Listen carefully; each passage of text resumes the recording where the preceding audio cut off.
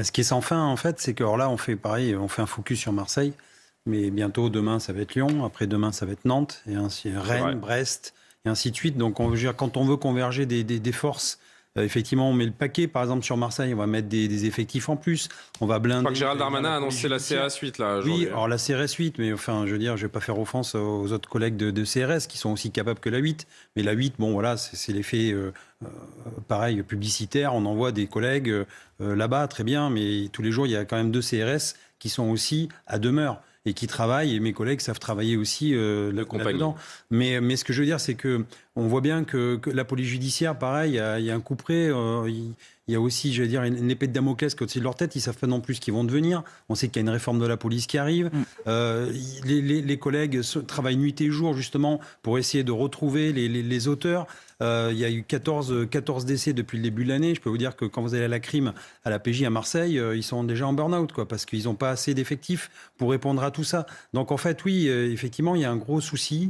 Et mes collègues travaillent nuit et jour justement pour essayer d'enrayer, j'allais dire, ce massacre, parce que c'est un massacre, c'est des gamins, on voit 14-15 ans. Non, mais la nuit dernière, j'ai utilisé le mot et je l'assume, c'est un carnage. Ce qui m'a sauté, c'est qu'il y a un gamin de 15 ans là, qui est blessé entre la vie et la mort, qui a comparu devant le juge des enfants le 31 mars dernier. Donc en fait, il a à peine sorti qu'il est déjà revenu sur le point de deal pour les trafics de stupes. Et en plus, il a été a priori jugé coupable des faits reprochés. Donc il n'a pas pris de prison. Mais en fait, il est là, il revient et en fait, il se fait malheureusement. C'était un galon en plus parce que c'est ça en fait. Et puis c'est vraiment aussi un problème international. C'est vrai, il y a des équipes qui viennent d'Albanie, de Bulgarie, qui viennent, on leur donne des flingues, ils tirent, ils repartent. Donc il y a des tueurs comme ça qui sont payés. Enfin, c'est vraiment... Et encore une fois, il faut une coordination internationale, il faut cibler. C'est ce qu'on appelle l'intelligence-led policing, en gros. C'est-à-dire, c'est vraiment... on cible et c'est du renseignement criminel. Et grâce à ça, on fait, j'allais dire, des carottages. On sait que telle équipe, il faut qu'on la prenne.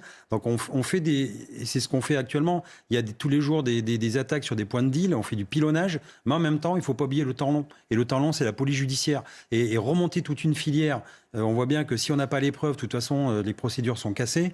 Et donc, ça prend du temps, ça prend beaucoup d'effectifs et des moyens. Et après, effectivement, troisième solution, c'est taper au portefeuille. Et effectivement, c'est faire les saisies et c'est prendre l'argent. Et surtout, c'est ruiner ces familles-là qui vivent que du crime et des délits. Voilà. Tiens, vous évoquiez tout à l'heure le général Bertrand Cavalier, spécialiste du maintien de l'ordre, qui m'envoie ce message. Cette impuissance est révélatrice de l'impuissance globale de l'État qui, depuis 40 ans, a composé. Demandez à des policiers et des gendarmes ce qui se passait dans les années 80. Le début du laisser-faire, ne vous étonnez pas de ce qui arrive.